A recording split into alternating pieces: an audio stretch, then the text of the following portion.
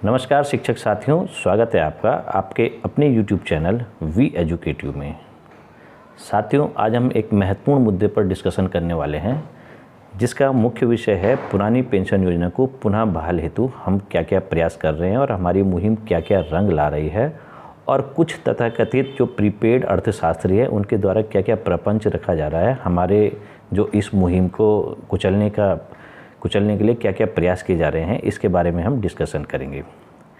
जैसा कि आप सभी शिक्षक साथी जानते हैं और कर्मचारी साथी जानते हैं कि पुरानी पेंशन पुनः बहाली के लिए विभिन्न जो संगठन तैयार हुए हैं, उनके द्वारा हम समय समय पर अपना आंदोलन, अपना रोष व्यक्त करते रहते हैं शासन के सामने, और हमारी ये मुहिम रंग भी ला रही है। इसका ताज़ा उदाहरण आपको 3 राज्यों में देखने को मिल सकता है। राजस्थान देश का पहला राज्य है जिसने पुरानी पेंशन योजना को पुनः बहाल कर दिया है और न्यू पेंशन स्कीम को समाप्त कर दिया है। पश्चिमी बंगाल में नवीन पेंशन योजना शुरू ही नहीं की गई, वहाँ पहले से ही पुरानी पेंशन योजना चली आ रही है। इसके बाद छत्तीसगढ़ राज्य ने भी पुरानी पेंशन योजना को पुनः बहाल कर दिया है, और उसके पश्चात झारखंड राज्य ने भी पुरानी पेंशन योजना को पुनः बहाल कर दिया है, जो कि बहुत ही सराहनीय है, स्वागत योग्य कदम है। और समस्त शिक्षक एवं कर्मचारी जो नवीन पेंशन योजना से आच्छादित थे, उनकी भावनाओं को आपने समझने का कार्य किया है। इसके लिए जो भी 3 राज्य हैं, उनके जो वर्तमान मुख्यमंत्री हैं वे साधुवाद के पात्र हैं। इसके बाद अब पंजाब राज्य की बारी है। पंजाब के वर्तमान मुख्यमंत्री जो श्री भगवंत मान जी हैं, उनके द्वारा भी ट्विटर अकाउंट के माध्यम से ये सूचना मिली है कि उन्होंने भी अपने राज्य के मुख्य सचिव से यह परीक्षा की है कि पुरानी पेंशन योजना की पुनः बहाली हेतु राज्य क्या क्या प्रयास कर सकता है, क्या क्या संसाधन जुटा सकता है। और चूँकि पुरानी पेंशन योजना जब कोई राज्य लागू करता है तो उसका जो जितना भी भार है वह राज्य को स्वयं वहन करना पड़ता है, उसमें केंद्र का कोई भी हस्तक्षेप नहीं होता है या केंद्र द्वारा कोई भी आर्थिक सहायता नहीं प्रदान की जाती है। साथियों, आप लोगों की ये मुहिम रंग ला रही है, परंतु हम यहाँ पर वर्तमान समय में देख रहे हैं कि कुछ अर्थशास्त्रियों के द्वारा विभिन्न समाचार चैनलों के माध्यम से या समाचार पत्रों के माध्यम से पुरानी पेंशन योजना को पुनः बहाल करने के दुष्परिणाम को बताया जा रहा है। उनके द्वारा यह बताया जा रहा है कि यदि पुरानी पेंशन योजना को पुनः बहाल कर दिया जाता है तो राज्य कर्ज के बोझ तले दब जाएगा। यह राज्यों के लिए हानिकारक है, देश के लिए हानिकारक है, देश की अर्थव्यवस्था के लिए हानिकारक है और देश की जीडीपी के लिए बहुत ही नुकसानदेह साबित होगा। परंतु इस प्रकार के जो अर्थशास्त्री हैं, ये जो प्री प्लान्ड करके ये लेख लिख रहे हैं, या फिर ये इनको हम कहेंगे कि रिमोट कंट्रोल से चलने वाले ये रोबोट हैं, कि इनका रिमोट किसी और के हाथ में है, केवल ये अपना नाम आगे करके इस प्रकार के लेखों को छाप रहे हैं और जनता को गुमराह कर रहे हैं। इनसे हमारा एक क्वेश्चन ये भी है कि यदि पुरानी पेंशन योजना को पुनः लागू करने पर देश की अर्थव्यवस्था में इतना बड़ा खतरा आ जाएगा, देश की जीडीपी गिर सकती है, तो जो एक दिन का विधायक या सांसद बन जाते हैं शपथ ग्रहण लेके, वे पुरानी पेंशन योजना के हकदार किस बेस में हो जाते हैं। और आपने अपने लेख में कहीं भी इसका जिक्र नहीं किया कि विधायकों, सांसदों को मिलने वाले जो विभिन्न प्रकार के भत्ते हैं, पेंशन है, पुरानी पेंशन, उससे देश की अर्थव्यवस्था को कितना नुकसान हो सकता है। हमारे पैरामिलिट्री फोर्स के जवान हैं, अर्धसैनिक बल हैं, सीआरपीएफ के जवान हैं, ये सभी अपनी ड्यूटी बड़ी मुस्तैदी से करते हैं, देश की सीमाओं पर ये शहीद होते हैं, परंतु आपने इनकी भी नवीन पेंशन योजना का झुंझुना इनको पकड़ा दिया और पुरानी पेंशन योजना से इनको वंचित कर दिया। बड़ा खेदजनक है। इसी के परिप्रेक्ष्य में एक देश का प्रतिष्ठित समाचार पत्र है दैनिक जागरण, उसके संपादकीय में भी हाल ही में एक लेख छपा है जिसमें पुरानी पेंशन की बहाली के खतरे बताए जा रहे हैं, और इसको सामाजिक न्याय या सुरक्षा के साथ इसका कोई संबंध नहीं बताया जा रहा है। तो आज हम देखते हैं कि इन संपादकीय में जो इन लेखक महोदय ने क्या विचार अपने रखे हैं। ये हमारे जो समाचार पत्र है दैनिक जागरण, उसमें संपादकीय के पृष्ठ में ये छपा है डॉक्टर अजय खेमरिया के द्वारा कि इस समय देश में सरकारी कार्मिकों के लिए पुरानी पेंशन का मुद्दा खूब छाया हुआ है। गले तक कर्ज में डूबे पंजाब ने अपने 1,60,000 कार्मिकों के लिए राष्ट्रीय पेंशन प्रणाली यानी एनपीएस के स्थान पर पुरानी पेंशन बहाली के लिए कदम बढ़ाए हैं। राजस्थान, छत्तीसगढ़ और झारखंड पहले ही एनपीएस को अपने यहाँ बंद कर 1972 की पेंशन योजना को बहाल करने की घोषणा कर चुके हैं। मध्य प्रदेश के मुख्यमंत्री शिवराज सिंह चौहान ने भी वित्त विभाग को इस मामले का परीक्षण करने के लिए कहा है। गुजरात में कांग्रेस और आम आदमी पार्टी अपने वादों में से दोहरा रही है। स्पष्ट है कि पुरानी पेंशन का मुद्दा एक चुनावी हथकंडा बन गया है। तो महोदय, चुनावी हथकंडा तो ये बनेगा ही, क्योंकि आपने इसको कभी भी सीरियस नहीं लिया, समाचार पत्रों में इसको सीरियस ढंग से नहीं छापा कि इसके क्या क्या दुष्परिणाम सामने आ सकते थे जब एनपीएस योजना लागू हुई। तो ये चुनावी मुद्दा बनेगा और हम इसको बनाएंगे। देश भर के समस्त शिक्षक एवं कर्मचारी एकजुट होकर इस पुरानी पेंशन योजना पुनः बहाली के मुद्दे को एक चुनावी मुद्दा ज़रूर बनाएंगे, और ये बन भी गया है। इसके आप देख सकते हैं उदाहरण, जितने भी राज्यों में आगामी विधानसभा चुनाव और आने वाले समय में लोकसभा चुनाव है, उसमें ये एक महत्वपूर्ण मुद्दा बन के सामने आ रहा है। तो इसमें ये आगे लिखते हैं कि स्पष्ट है कि पुरानी पेंशन का मुद्दा एक चुनावी हथकंडा बन गया है और उसकी बहाली में राजनीतिक दल सत्ता की चाबी देख रहे हैं। वे यह जानते समझते हुए ऐसा कर रहे हैं कि पुरानी पेंशन देना आर्थिक रूप से एक जोखिमपूर्ण नीति है। तो यदि ये जोखिमपूर्ण नीति है तो ये जो हमारे जनप्रतिनिधि हैं उनके लिए क्यों नहीं है? आप उनके लिए कभी क्यों नहीं लिखते?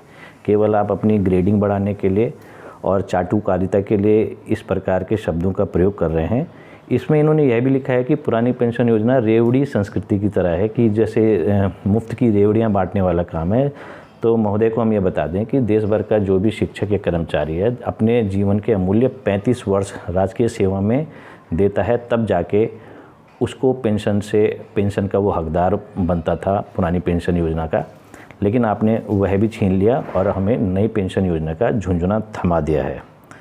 इसके आगे लिखते हैं 2004 में वाजपेयी सरकार ने 1972 के पेंशन उपबंधों के स्थान पर भागीदारी केंद्रित एनपीएस योजना को आकार दिया। तो एनपीएस योजना के ये खूबियाँ बता रहे हैं कि एम्प्लॉय का 10% मिलाया जाता है बेसिक पे प्लस डीए का, और गवर्नमेंट उसका 14% मिलाती है। जब वह दौर था जब वेतन आज की तरह ऊंचे नहीं थे, जब ये पेंशन नीति लागू थी पुरानी पेंशन, तो उस समय की भी ये बातें कर रहे हैं। औसत आयु भी कम थी, इसमें कर्मचारियों को सीधे कुछ भी नहीं देना होता था, जबकि एनपीएस में उन्हें 10% का अनुदान देना होता है। इस एनपीएस के स्थान पर कर्मचारियों द्वारा पुरानी पेंशन को बहाल करने के लिए संगठित रूप से देश भर में दबाव बनाया जा रहा है। मतलब ये महोदय एक्सेप्ट करते हैं कि जितने भी संगठन पुरानी पेंशन योजना की पुनः बहाली हेतु कार्य कर रहे हैं उनके द्वारा ये दबाव बनाया जा रहा है, और ये दबाव बन भी गया है। तो हमारा सभी साथियों से निवेदन रहेगा कि वे इस मुद्दे पर संगठित रहें, इस प्रकार के लेखों में कोई ध्यान न दें, और जो इस प्रकार के समाचार पत्र ऐसे वाहियात लेख लिख रहे हैं जो कि समस्त एनपीएस से आच्छादित जितने भी शिक्षक एवं कर्मचारी हैं उनकी भावनाओं के साथ खेल रहे हैं और देश की जनता को बरगला रहे हैं, गुमराह कर रहे हैं, ऐसे समाचार पत्रों का पूर्ण रूप से बहिष्कार होना चाहिए और इनका बायकॉट कर देना चाहिए। साथ ही जो ये एडिटर इन चीफ हैं, इनके लास्ट में इन्होंने अपने लेख में एक मेल आईडी भी दी है कि यदि आपके विचार कुछ हैं तो वो सादर आमंत्रित हैं। तो मेरा समस्त एनपीएस से आच्छादित शिक्षक एवं कर्मचारियों से निवेदन रहेगा देश भर के कि वे इस मुद्दे पर इनकी जो आईडी दे रखी है मेल आईडी, उसमें अपने नाराज़गी रोष अवश्य जाहिर करें कि जो आपने ये लेख लिखा है वह बेहद ही दुर्भाग्यपूर्ण है, हमारी भावनाओं के साथ खिलवाड़ करने वाला लेख है और ये एक तरफा सोच वाला लेख आपका लगता है। एसबीआई ने भी अभी यही आंकड़े प्रस्तुत किए हैं, 3 राज्यों को चेताया है एसबीआई बैंक के द्वारा कि जो नवीन पेंशन योजना के स्थान पे आपने पुरानी पेंशन योजना को लागू कर दिया है राजस्थान, छत्तीसगढ़ और झारखंड राज्य ने, यह आने वाले समय में राज्य के लिए घातक होगा। राज्य इसमें आर्थिक बोझ तले दब जाएगा। तो ये सब एक प्री प्लानिंग चल रही है हमारे इस आंदोलन को कुचलने के लिए। तो हमारा भी ये फ़र्ज़ है कि हम इस प्रकार की भ्रामक जो न्यूज़ हैं उनको बिल्कुल सिरे से नकार दें। आप अपने आंदोलन के प्रति सजग रहें, जागरूक रहें, तो आपको सफलता अवश्य मिलेगी। उदाहरण हमारे सामने 3 राज्यों का है और धीरे धीरे अन्य राज्यों में भी धीरे धीरे यह स्थिति देखने को मिलेगी और एक समय ऐसा आएगा जब संपूर्ण देश में पुरानी पेंशन योजना पुनः बहाल हो जाएगी। जो ये लेख है इसके सापेक्ष कई शिक्षक साथियों ने अपनी नाराज़गी व्यक्त की है फेसबुक के माध्यम से, ट्विटर के माध्यम से, और कई मैसेजेस हमें भी आते हैं कि इन्होंने क्या लेख लिख दिया है ये। तो इसी के संबंध में मैं कुछ शिक्षक साथियों का फेसबुक में आपको कमेंट पढ़ के भी सुनाऊंगा कि उन्होंने किस प्रकार से अपनी नाराज़गी जाहिर की है। उत्तराखंड राज्य के एक शिक्षक साथी हैं, ये प्रांतीय शिक्षक संघ है जो, उसमें पदाधिकारी भी रह चुके हैं निवर्तमान। ये लिखते हैं, मिलिए लोकनीति के थोक आड़ती से, आप हैं डॉक्टर अजय खेमरिया। परिचय में लिखा है कि लोकनीति विशेषज्ञ आज के दैनिक जागरण समाचार पत्र में इनका एक आलेख छपा है। जाहिर है कि महाशय जब लोकनीति विशेषज्ञ हैं तो लोग भी जनहित में ही लिखा गया होगा। इसके आगे लिखते हैं, लेख का शीर्षक है पुरानी पेंशन की बहाली के खतरे। श्रीमान लोकनीति विशेषज्ञ जी को पुरानी पेंशन योजना बहाली से देश को खतरा साफ नज़र आ रहा है, देश का खतरा नज़र आ रहा है। आप फरमाते हैं कि जब देश में पुरानी पेंशन योजना लागू थी उन दिनों वेतन बहुत कम होता था, अतः सरकारी खजाने पर बोझ भी कम पड़ता था। कोई इन्हें ये तो याद दिलाए कि जब आप लोकनीति विशेषज्ञ महोदय के अनुसार वेतन बढ़ गया है, महंगाई कितने गुना बढ़ गई होगी। जहाँ तक मेरा ख्याल है जब वेतन कम हुआ करता था उस समय खुदरा थोक बाज़ार में महंगाई भी कम ही रही होगी आज की तुलना में। तब आपकी हाफ पैंट जितने रुपए में बन जाती उतने में तो अब एक रुमाल भी नहीं आता। श्रीयुक्त लोकनीति विशेषज्ञ जी बताते हैं कि पुरानी पेंशन योजना एक तरह की रेवड़ी संस्कृति के समान है जिसका सामाजिक न्याय सुरक्षा के साथ कोई संबंध नहीं है। काश लोकनीति विशेषज्ञ जी महाराज यही तर्क देश के विधायकों सांसदों को भी समझा पाते। जैसा हमने अभी आपको पहले भी बताया कि एक देश एक विधान है तो एक देश एक पेंशन क्यों नहीं हो सकती। काश लोकनीति विशेषज्ञ इसको समझे। या फिर यह भी संभव हो सकता है कि चुनावों में करोड़ों रुपए फूकने की अद्भुत क्षमता रखने वाले विधायकों सांसदों को बुढ़ापे में किसी विशेष किस्म की सामाजिक न्याय सुरक्षा की ज़रूरत होगी। आदरणीय लोकनीति विशेषज्ञ जी लिखते हैं कि नई पेंशन योजना में सरकार भी अपना अंश देती है।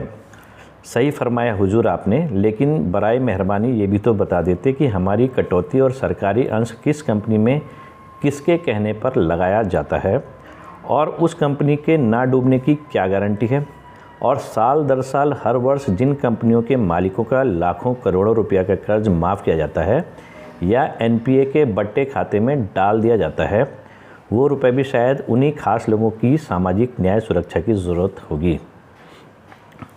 आगे अपने लेख में लोकनीति विशेषज्ञ सरकारी खर्चों का यह आंकड़ा प्रस्तुत करते हैं जो बताते हैं कि किस राज्य में राजस्व का कितना भार वेतन भत्तों पर खर्च होता है। निसंदेह आंकड़े सही होंगे, बेचारे आंकड़े फाइलों में हमेशा सही ही होते हैं, बस ज़मीन पर उतरते ही उनकी स्थिति खराब हो जाती है। काश श्रीमान लोकनीति विशेषज्ञ जी उन आंकड़ों को भी देख लेते जो मंत्रियों, विधायकों, उच्चाधिकारियों के लिए गाड़ियों, वो भी महंगी वाली, जैसे अब फॉर्च्यूनर का ट्रेंड चल रहा है वो वाली गाड़ी की बात चल रही है। ये एम्बेसडर का ज़माना गया। बंगलों आदि सुविधाओं के तामझाम में खर्च हो जाते हैं हर वर्ष, पर शायद यह खर्चा खजाने को बनाए रखने के लिए ज़रूरी हो और कर्मचारियों की पेंशन बोझ हो, ऐसा भी हो सकता है। मुझे नहीं पता, पर लोकनीति विशेषज्ञ जी को ज़रूर पता होगा, ऐसा विश्वास है। तो इन शिक्षक महोदय ने बहुत ही अच्छा अपने फेसबुक के लेख के द्वारा एक तंज कसा है। इन जो संपादकीय महोदय हैं जिन्होंने संपादकीय में अपना ये दैनिक जागरण में लेख छापा है पुरानी पेंशन पुनः बहाली के दुष्परिणाम को लेके, और इनके लेख पर, जो शिक्षक महोदय के लेख पर कई शिक्षक साथियों ने अपनी राय दी है, उनमें से हम कुछ शिक्षक साथियों के कमेंट यहाँ पर आपको सुनाते हैं। हमारे शिक्षक साथी हैं गिरीश पांडे जी, वो लिखते हैं, जब एक इलेक्शन लड़ने के लिए करोड़ों अरबों रुपया खर्च किया जाता है तब कहाँ गया इनका ये लोकहित वाला ज्ञान। शर्म आनी चाहिए ऐसे लोगों को। मनोज ध्यानी जी हैं, वो लिखते हैं, दैनिक जागरण का नाम दैनिक जागरण इसी लाइन का अखबार है भी ये। उसके बाद बची सिंह बिष्ट जी लिखते हैं, भूरू भूरू प्रशंसा। नरेश कुमार भट्ट जी हैं, वो लिखते हैं कि यह जी हुजूरी के अलावा और कुछ नहीं है। इसमें मैंने भी एक कमेंट लिखा है, हमारे द्वारा भी एक कमेंट लिखा गया है कि दैनिक जागरण समाचार पत्र का राष्ट्रव्यापी बहिष्कार होना चाहिए। घिन आती है ऐसी घटिया सोच के पत्रकारों पर। लोकेश डसीला जी लिखते हैं, ये तो हाथ कटने के भी 101 फ़ायदे गिनाने वाले महाकपि बाबा हैं। पुरुषोत्तम सिंहवाल जी लिखते हैं, इनके आने वाली सभी पीढ़ियों को अग्निवीर होने का आशीर्वाद प्राप्त होगा। कृष्ण कुमार जी लिखते हैं, भूख पर वो लिख रहे हैं जिनके पेट भरे हुए हैं। ये बेहतरीन कमेंट है एक, और इन्होंने एक चंद लाइनों में ही बहुत कुछ कह दिया है कि भूख पर वो लोग लिख रहे हैं जिनके पेट भरे हुए हैं, और पेंशन के दुष्परिणाम भी अधिकतर आपने देखा होगा वही लोग गिनाते हैं जो खुद पुरानी पेंशन ले रहे हैं। निर्मल जोशी जी लिख रहे हैं, लग रहा है इस लेख के लिए मोटी लेखनी मिली होगी। मोटी लेखनी का मतलब आप जो भी निकालना चाहें निकाल सकते हैं। ज़रा दूसरे पक्ष पर भी ध्यान देते लेखक महोदय, करदाता तो हम लोग भी हैं। दिनेश पपलानी जी लिखते हैं, लगता है ये खतरों के खिलाड़ी हैं, क्या खाते होंगे ये। और मधुर पंटोला जी लिखते हैं, ऐसे आर्टिकल जानबूझकर सोची समझी रणनीति के तहत लिखवाए जाते होंगे इन जैसे चाटुकारों से, ताकि हमारे आंदोलन को कमज़ोर किया जा सके। विनोद मैठानी जी लिखते हैं, लोकनीति विशेषज्ञ नहीं, ये तो खुद सोचनीय विशेषज्ञ लगते हैं। भूपाल चौहान जी लिखते हैं, इनकी भूरी भूरी प्रशंसा तो बनती है महोदय के अल्प ज्ञान हेतु, हमें तो ओपीएससी चाहिए, कोई कितना ही ज्ञान बांटे ज़बरदस्ती। और हमारे एक शिक्षक साथी हैं नरेंद्र बंगारी जी, वो लिखते हैं, विशेषज्ञ महोदय के विचारों के अंत में ये लिखना होता है कि ये लेखक के अपने विचार हैं पत्रकारिता के नीतिगत नियमों के अनुसार, जबकि इनके द्वारा ऐसा कुछ भी नहीं लिखा गया है जो अपने लेख के अंत में। बाकी डॉक्टर साहब ने शायद अपने पेंशन स्वेच्छा से छोड़ दी होगी, या डॉक्टर साहब दर्जा प्राप्त हों, या भूरी भूरी प्रशंसा और अनुकंपा के पात्र हों। उसके बाद भगवत प्रसाद जी लिखते हैं, इन स्पून प्रजाति के कथित नीति विशेषज्ञ महाशय जी से ये पूछा जाए कि विश्व बड़ी महाशक्ति वाले देश में कर्मचारियों की पेंशन से ही क्यों टेंशन है इनको, बाकी चीज़ों के खर्चे में सीना फुलाने की हिदायत दी जाती है। और मनमोहन शर्मा जी लिखते हैं, इस पोस्ट को पढ़ने वाले सभी एनपीएस धारक response@jagran.com पर अपनी टिप्पणी भेज इस आर्टिकल व्यक्ति विशेष एनपीएस पर अपना विरोध अवश्य दर्ज कराएं। जो विरोध है आपका, वो जो ये हमारा ईमेल आईडी दे रखा है, इसमें जाके अपना विरोध अवश्य दर्ज करवाएं। और शिक्षिका बहन है बिंदी नेगी जी, वो लिखती हैं, इन लोगों को बिना मांगे ही सब मिल रहा है तो क्यों दर्द होगा दूसरे का। बहुत बड़ी बात कह दी आपने। और कुलवीर चौहान जी लिखते हैं, अंधभक्त। तो ये कुछ शिक्षकों की राय थी, जो कि अभी इसमें और भी कमेंट आते रहेंगे, शिक्षक अपना रोष प्रकट करते रहेंगे, लेकिन हमारा सभी शिक्षक एवं कर्मचारियों से निवेदन है कि इस लेख के अंत में जो आपको ईमेल एड्रेस दे रखा है उसमें एनपीएस के विरोध में और ओपीएस के पक्ष में अपना राय अवश्य दें, ताकि जो संपादकीय महोदय हैं उनको ये पता चल पाए कि उनके जो ये लेख लिखा गया है उनके द्वारा वो कितना निंदनीय है और शिक्षक एवं कर्मचारियों की भावनाओं से खिलवाड़ करने वाला है। साथियों, आज के वीडियो में इतना ही। आपसे हम जल्द ही नए वीडियो में मिलेंगे किसी नए टॉपिक के साथ। तब तक दीजिए हमें इजाज़त, और इस चैनल के साथ आप अवश्य जुड़ें और बेल आइकन के ऑल में जाके क्लिक करके रखें, ताकि आने वाले जितने भी अपकमिंग वीडियोज़ हैं उनकी नोटिफिकेशन आपको सबसे पहले मिल पाए और आप उन महत्वपूर्ण वीडियोज़ का लाभ उठा पाएँ। धन्यवाद।